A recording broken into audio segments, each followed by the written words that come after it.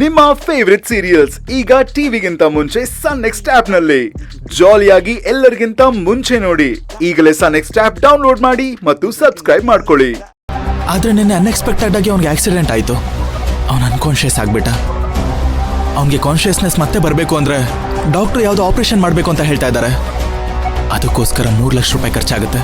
ಅದಕ್ಕೆ ಓಹೋ, ಅದಕ್ಕ ಮನೆ ಒಡವೆನೆಲ್ಲ ಮಾರಿ ಆ ದುಡ್ಡು ತಗೊಂಡೋಗಿ ಅವರು ಕೊಡ್ಬೇಕು ಅಂತಿರೋದು. ಅದಕ್ಕೆ ಅನ್ಸುತ್ತೆ ರಾತ್ರಿ ಎಲ್ಲ ಮನೆಗೆ ಬರ್ದೆ ಹಾಸ್ಪಿಟಲ್ ಅಲ್ಲಿ ಕಾಲ್ ಕಾಯ್ಕೊಂಡು ಕೂತಿದ್ದ. ಅಲ್ಲ ತುಳಸಿ, ಅವನೇನೋ ಕೇಳ್ದ, ಒಂದ್ ಮಾತು ನಮ್ಮನ್ ಕೇಳ್ದೆ ಒಡವೆ ಕೊಡ್ತಾ ಇದೆಯಲ್ಲ, ಸರಿನಾ ನೀನ್ ಮಾಡ್ತಾ ಇರೋದು? ಅತ್ತೆ, ಕೋಪ ಮಾಡ್ಕೊಳ್ದೆ ನಾನು ಹೇಳೋದನ್ನ ಸ್ವಲ್ಪ ಸರಿಯಾಗಿ ಕೇಳಿಸ್ಕೊಳ್ಳಿ. ಮಾವ ಖುಷಿಯಾಗಿರೋದನ್ನ ನಾವೆಲ್ಲ ನೋಡಿ ಎಷ್ಟು ದಿನ ಆಯ್ತು ಹೇಳಿ? ಮಾವ ಈ ಮನೆಗೋಸ್ಕರ ಎಷ್ಟೆಲ್ಲ ಮಾಡಿದ್ದಾರೆ. ಅವ್ರಿಗೇನೋ ಇವಾಗೊಂದು ಸಮಸ್ಯೆ ಬಂತು ಅಂತ ಅಂದಿದ ತಕ್ಷಣ ನಾವ್ ಎಲ್ರೂ ಅವ್ರನ್ನ ಅರ್ಥ ಮಾಡ್ಕೊಳ್ಳಿಲ್ಲ ಅಂದ್ರೆ ಹೇಗೆ ಹೇಳಿ?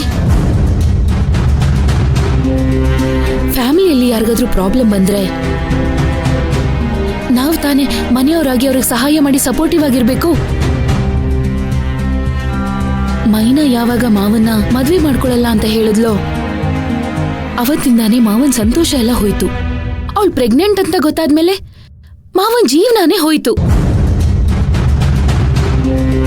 ಮೈನಾಗಾಗಿರೋ ಅನ್ಯಾಯಕ್ಕೆ ನ್ಯಾಯ ಸಿಕ್ಕಿದ್ರೆ ಮಾತ್ರ ಮಾವನ್ ಮನ್ಸಿಗೆ ಸಮಾಧಾನ ಆಗೋದು ಅಂತ ನನ್ ಮನ್ಸಿಗೆ ಅನ್ನಿಸ್ತು.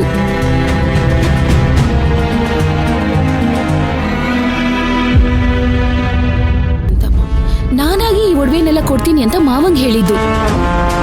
ದಯವಿಟ್ಟು ನನ್ನ ಯಾರು ತಡಿಬೇಡಿ. ಯಾರು ಹೇಳಿದಾರೆ ಅವನ್ಗೆ ಇಷ್ಟು ಕಷ್ಟಪಡು ಅಂತ?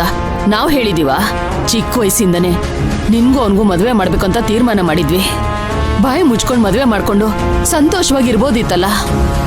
ಅವಳೇ ಬೇಕಂತ ಅವಳ ಹಿಂದೆ ಹೋಗಿ ಇಷ್ಟು ಕಷ್ಟ ಅನ್ಭವಿಸ್ತಾ ಇದ್ದಾನೆ. ಅದಕ್ಕೆ ಅದೇನ್ ಅನ್ಭವಿಸ್ತಾನೋ ಅನ್ಭವಿಸ್ಲಿ ಅಂತ ನಾನು ಸುಮ್ಮನಾಗ್ಬಿಟ್ಟಿದ್ದೀನಿ. ಅತ್ತೆ, ಎಲ್ಲ ಸಮಯದಲ್ಲೂ ಹಾಗೆ ಬಿಟ್ಕೊಳ್ಳೋದಕ್ಕಾಗಲ್ಲ ಅತ್ತೆ. ಇವಾಗ ಈ 3 ಲಕ್ಷ ದೊಡ್ಡದು ಅಂತ ಅನ್ಕೊಂಡು ಆ ಬೈರಂಗ್ ಏನಾದ್ರೂ ಆದ್ರೆ ಆಮೇಲೆ ಮೈನಾ ಈ ಸ್ಥಿತಿಗೆ ಕಾರಣ ಯಾರು ಅಂತ ಹೇಗ್ ಗೊತ್ತಾಗುತ್ತೆ ಹೇಳಿ? ಆಮೇಲೆ ಮಾವನ್ ಪರಿಸ್ಥಿತಿ ಏನು ಅಂತ ಸ್ವಲ್ಪ ಯೋಚನೆ ಮಾಡಿದೀರಾ? ಇನ್ಯಾವತ್ತು ನಾವು ಮಾವನ್ ಮುಖದಲ್ಲಿ ನಾವು ಸಂತೋಷನ ನೋಡೋದಕ್ಕೆ ಆಗಲ್ಲ. ಆಮೇಲೆ ಚಿಂತೆ ಮಾಡಿದ್ರೆ ಏನೂ ಪ್ರಯೋಜನ ಇಲ್ಲ. ಪ್ಲೀಸ್ ಅರ್ಥ ಮಾಡ್ಕೊಳ್ಳಿ ಅತ್ತೆ. ಸರಿ, ಅವನ್ ನಿನ್ನ ಮದುವೆ ಮಾಡ್ಕೊಳಕ್ ಒಪ್ಕೊಂಡ್ರೆ ನಾನು ಈ ಒಡವೆ ಅವನಿಗೆ ಕೊಡ್ತೀನಿ. ಅತ್ತೆ, ಏನ್ ಹೇಳ್ತಿದ್ದೀರಾ ನೀವು? ನಾನು ಸರಿಯಾಗಿ ಹೇಳ್ತಾ ಇದ್ದೀನಿ. ಅವನ್ ನಿನ್ನ ಮದುವೆ ಮಾಡ್ಕೊಳಕ್ ಒಪ್ಕೋಬೇಕು. ಅವಾಗ ನಾನು ಈ ಒಡವೆ ಕೊಡ್ತೀನಿ. ತಗೊಂಡೋಗ ಅವನ ಸಮಸ್ಯೆ ಎಲ್ಲ ಬಗೆಹರಿಸ್ಕೊಳ್ಳಿ. ಇಲ್ಲ ಅಂದ್ರೆ ಯಾವ ಕಾರಣಕ್ಕೂ ನಾನು ಈ ಒಡವೆ ಕೊಡಲ್ಲ.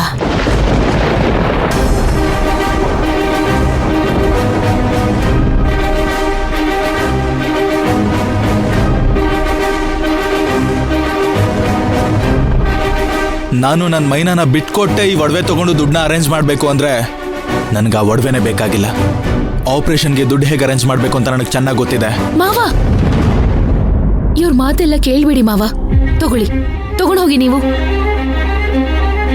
ಬೇಡ ಅಂತ ಹೇಳ್ದೆ ಅಲ್ವಾ ತುಳಸಿ? ಬೇಡ ಅಷ್ಟೇ. ಮಾವ, ತುಳಸಿ, ಏನ್ ಮಾಡ್ತಿದ್ಯಾ ನೀನು? ಧ್ರುವಂಗ್ ಒಳ್ಳೇದ್ ಮಾಡ್ತೀನಿ, ಮೈನಾಗ್ ಒಳ್ಳೇದ್ ಮಾಡ್ತೀನಿ ಅಂತ ಒಡವೆನೆಲ್ಲ ತಂದು ಕೊಡ್ತಾ ಇದೆಯಲ್ಲ. ನಾಳೆ ಆಸ್ಪತ್ರೆಲಿರೋ ವ್ಯಕ್ತಿ ಸತ್ಗಿತ್ ಹೋದ್ರೆ ಒಡವೆ ದುಡ್ಡೆಲ್ಲ ಯಾರು ಕೊಡ್ತಾರೆ? ಕೊನೆವರೆಗೂ ನಿಜ ಕಂಡಿಡಿಯಕ್ಕಾಗಿಲ್ಲ ಅಂದ್ರೆ ಆಗೇನ್ ಮಾಡೋದು? ನಿಂಗೇನಾದ್ರೂ ಹುಚ್ಚಿಗೆ ಹಿಡ್ದಿದ್ಯಾ? ನನಗ್ ಯಾವ ಹುಚ್ಚು ಹಿಡ್ದಿಲ್ಲ. ನಾನ್ ಏನ್ ಮಾಡ್ತಾ ಇದ್ದೀನಿ ಅಂತ ನಿಮ್ಗೆ ಯಾರಿಗೂ ಅರ್ಥ ಆಗ್ತಾ ಇಲ್ಲ. ಮಾವನ್ ಮನ್ಸು ತುಂಬಾ ವೀಕ್ ಆಗಿದೆ. ಎಮೋಷನಲ್ ಆಗಿ ಅವ್ರಿಗೆ ಯಾರಾದ್ರೂ ಸಪೋರ್ಟ್ ಮಾಡ್ಲಿ ಅಂತ ತುಂಬಾ ಒದ್ದಾಡ್ತಾ ಇದ್ದಾರೆ. ಈ ಒಡವೆನ ಕೊಟ್ಟು ಅವ್ರಿಗೆ ಸಪೋರ್ಟ್ ಮಾಡಿದಿದ್ರೆ ಆಗ ಕೊನೆಯವರೆಗೂ ಅವ್ರಿಗೆ ನನ್ ಮೇಲೆ ಒಳ್ಳೆ ಅಭಿಪ್ರಾಯ ಬರ್ತಾ ಇತ್ತು. ಅವಾಗ ನಾನ್ ಏನ್ ಹೇಳಿದ್ರು ಚಾಚು ತಪ್ಪದಂಗ್ ಕೇಳ್ತಾ ಇದ್ರು. ಅದೇ ಚಾನ್ಸು ಅಂತ ಮಾವನ ಸ್ವಲ್ಪ ಸ್ವಲ್ಪ ನನ್ ದಾರಿ ಗೆಳ್ಕೊತಿದ್ದೆ.